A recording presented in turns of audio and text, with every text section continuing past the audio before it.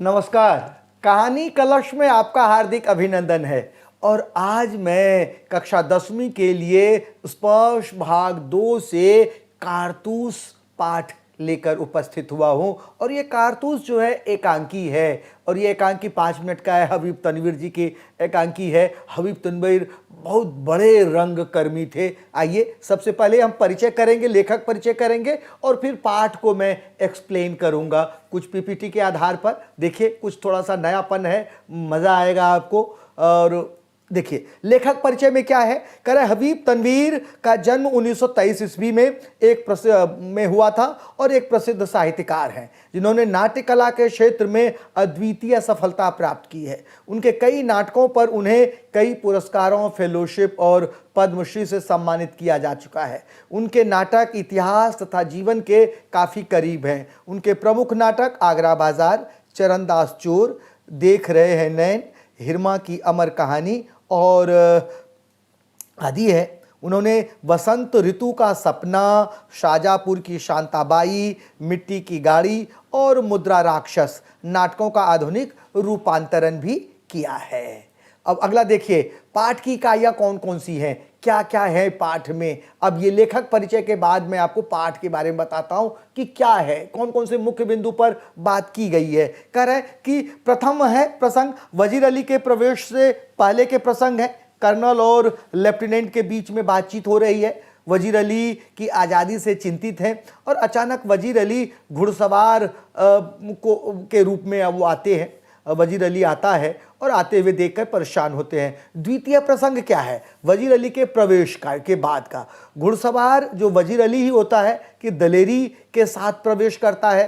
Colonel का हक्का बक्का रह जाना, वजीर अली के द्वारा धमकी देना, कर्नल के द्वारा वजीर अली की प्रशंसा किया जाना। और पाठ प्रवेश क्या है, देखिए है ना थोड़ा सा नयापन। पाठ प्रवेश क्या है, अंग्रेज इस देश में व्यापारी के वेश में आए थे। शुरू में व्यापार ही करते रहे, लेकिन उनके इरादे केवल व्यापार करने के नहीं थे। धीरे धीरे उनकी ईस्ट इंडिया कंपनी ने रियासतों पर कब्जा जमाना शुरू कर दिया। उनकी नीयत उजागर होते ही अंग्रेजों को हिंदुस्तान से खदेड़ने के प्रयास भी शुरू हो गए थे। अब इसके बाद क्या कह रहा है, कह रहा है प्रस्तुत पाठ में एक ऐसे जाबाज के कारनामों का वर्णन है जिसका एकमात्र लक्ष्य था अंग्रेजों को इस देश से बाहर करना।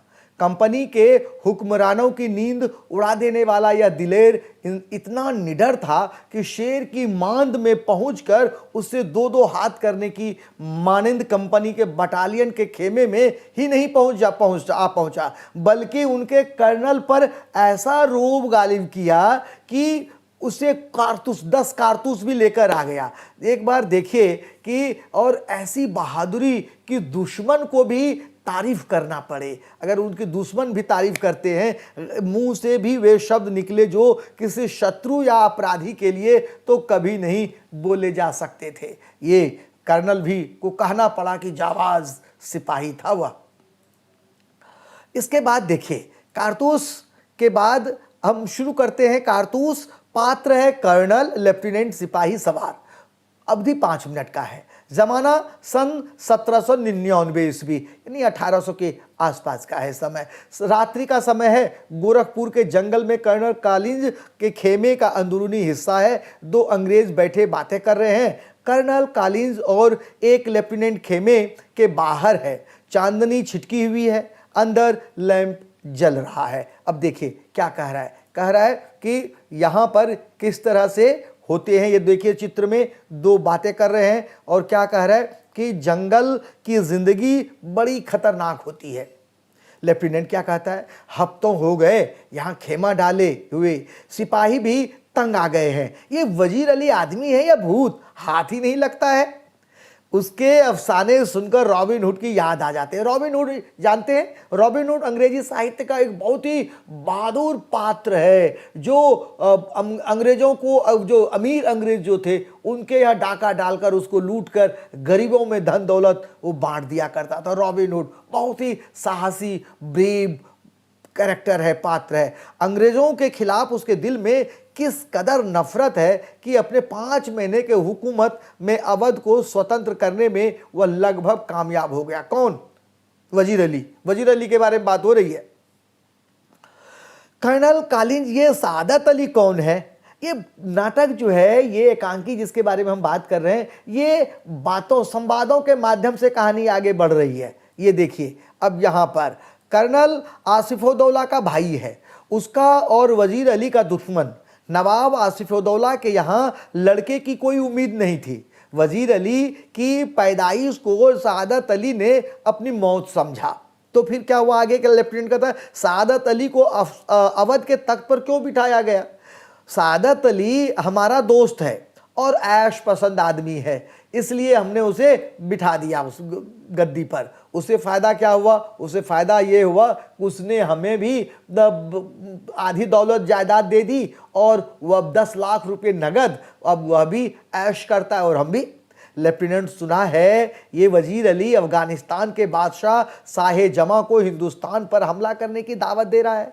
कर्नल क्या कहता है? हमले की दावत सबसे पहले टीपू सुल्तान ने दी थी, फिर वजीर अली ने और फिर शमशुद्दौला ने। ये शमशुद्दौला कौन है? ये टीपू सुल्तान का देखिए फोटो है। लेफ्टिनेंट कहता, प्रश्न करता है कि इसका मतलब तो यह हुआ कि कंपनी के खिलाफ सारे हिंदुस्तान में एक लहर दौड़ रही है। हाँ, अगर यह कामयाब हो गया तो लॉर्ड बेलेजली सब खो बैठेंगे। क्यों भाई? जो लॉर्ड क्लाइव के हाथों हमने प्राप्त किया था, और लॉर्ड बेलेजली के सब बेलजली के सब खो बैठेंगे। वजीर अली की आज़ादी बहुत खतरनाक है, उसे किसी तरह से गिरफ्तार कर लेना चाहिए। अब कर्नल क्या कर रहा है? बरसों से हम पूरी फौज लिए उसके पीछे जंगलों में भटक रहे हैं, मगर वह हाथ नहीं आ रहा है। अभी भी वह हमें चकमा दे रहा है। सुना है वजीर अली जाति तौर पर बहुत बहादुर आदमी है। हाँ, बहादुर नहीं होता तो कैसे वह अंग्रेज कंपनी के वकील का कत्ल कर देता? वो कत्ल का क्या किस्सा है कर्नल? किस्सा क्या है? किस्सा यह है कि सबसे पहले देखिए ये चित्र, ये आपस में बातें कर रहे हैं, ये खेमे में बैठे हैं। किस्सा यह है कि वजीर अली को पद से हटाने के बाद उसे बनारस भेज दिया गया और 3 लाख रुपये सालाना वजीफा तय कर दिया। कुछ महीने बाद गवर्नर जनरल ने उसे कलकत्ता बुलाया। वजीर अली ने बनारस के कंपनी वकील से शिकायत की, उसे कलकत्ता क्यों बुलाया जा रहा है। वकील ने शिकायत की परवाह नहीं की, उल्टा उसे ही भला बुरा कहकर सुना दिया। वजीर अली के दिल में यूं भी अंग्रेजों के खिलाफ तो नफरत कूट कूट कर भरी हुई थी।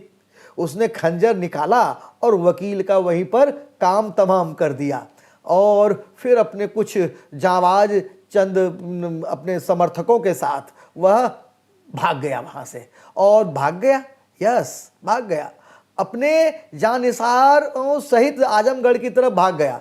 आजमगढ़ के शासक ने अपनी हिफाजत में उन्हें घाघरा तक पहुंचा दिया। अब वे इन जंगलों में भटक रहे हैं।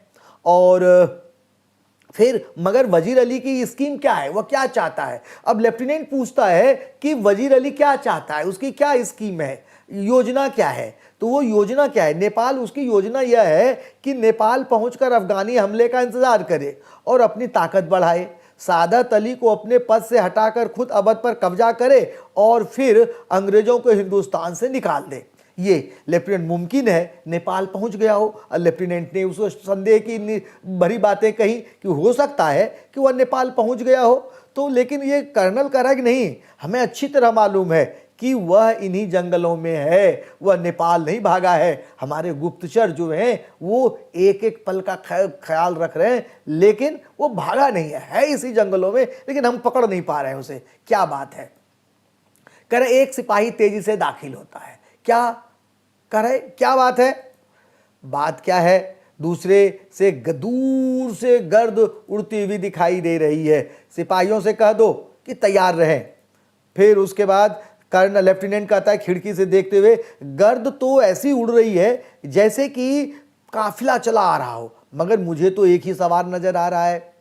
खिड़की सिपाही के पास जाकर देखता है किस तरफ जा रहा है। सिपाहियों से कहो इस पर नजर रखे। और उसके बाद सिपाही सलाम करके चला जाता है। उसके बाद देखिए अभी आ रहा है थोड़ी देर में, पीपीटी में उस तरह से डला हुआ है कि देर से आता है। कर्नल से मुझे मिलना, सवार आता है, सवार आकर वहां पे रुकता है और पूछता है कि मुझे कर्नल से मिलना है। गोरा चिल्ला कर कहता है बहुत खूब। उसके बाद सवार कहता है सी। देखो गोरा अंदर आकर हुजूर सवार आपसे मिलना चाहता है। उसके बाद कर्नल का भेज दो।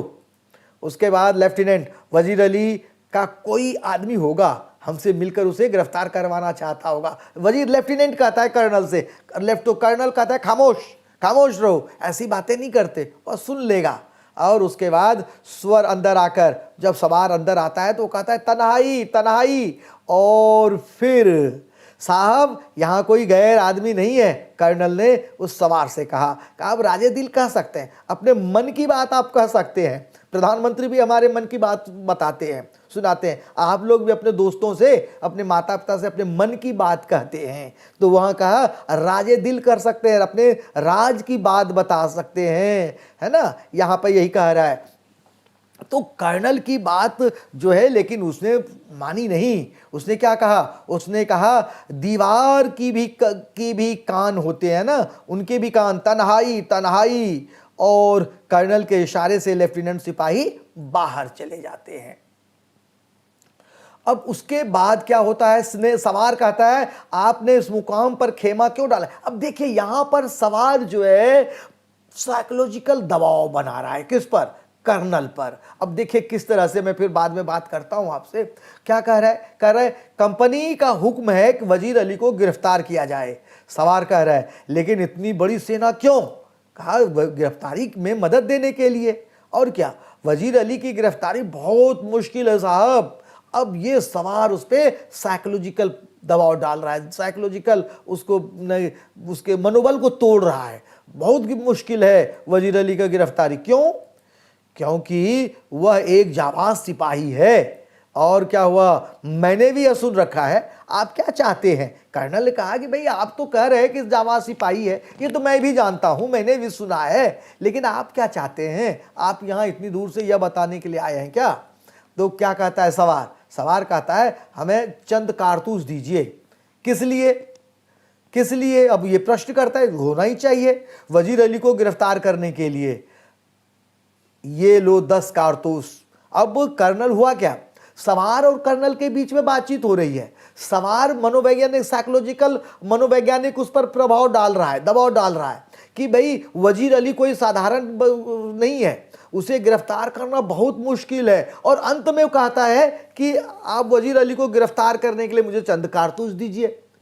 गोली मांग रहा है, बुलेट। अब और अंधे को क्या चाहिए, 2 आंखें। कर्नल तो यही चाहता था, उसने उसे 10 कारतूस दे दिए। अब देखो क्या होता है, सवार मुस्कुराते हुए कहता है सवार कि शुक्रिया शुक्रिया जनाब। कर्नल आपका नाम। उसने कहा वजीर अली, आपने मुझे 10 कारतूस दिए, इसलिए आपकी जान बख्शी करता हूं। उसके बाद देखिए सवार वजीर अली चला जाता है, टापों का शोर सुनाई देता है। कर्नल एक सन्नाटे में है, हक्का बक्का खड़ा है कि लेफ्टिनेंट अंदर आता है। अब कर्नल समझ ही नहीं पाया कि क्या हुआ।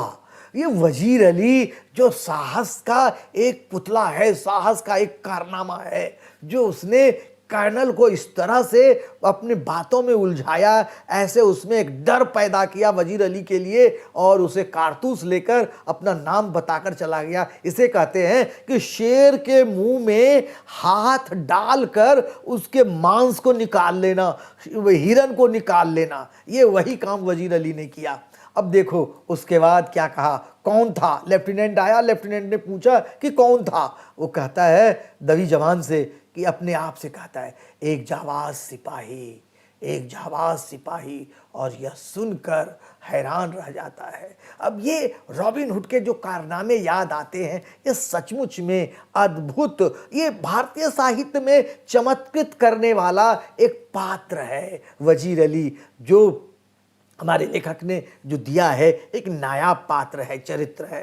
तो प्रश्न आ सकता है कि वजीर अली के चरित्र का चित्रण कीजिए या उनके चारित्रिक विशेषताएं कीजिए। ये जो मैं प्रश्न करवाऊंगा ये कॉम्पिटेंसी आधारित कुछ प्रश्न बनेंगे और उन प्रश्नों को लेकर मैं अगले वीडियो में आऊँगा। इस दीपावली को लेकर मैं इसमें कुछ प्रश्न नहीं डाल सका, कुछ प्रश्न मुझे बनाना है और प्रश्न का एक नया वीडियो मैं तैयार करूँगा और आपके लिए लेकर आऊँगा। देखिए, अब पाठ यहीं पर खत्म होता है। मैंने कोशिश की कि एक्सप्लेन कर दूं और पीपीटी के माध्यम से एक्सप्लेन भी किया है और इसके लिए जो कुछ प्रश्न बनेंगे वो प्रश्न मैं लेकर आऊंगा और आपके लिए जल्द से जल्द कॉम्पिटेंसी आधारित जो प्रश्न बनते हैं वो लेकर आऊंगा और पेश करूंगा। ये पाठ कैसा लगा, ये आपको कितना आपके लिए सहायक साबित हुआ, ये वीडियो आप जरूर लिखकर मुझे बताइए। कमेंट्स बॉक्स में कमेंट्स कीजिए और लाइक और सब्सक्राइब जरूर कीजिए जिससे कि मेरा मनोबल बढ़ सके।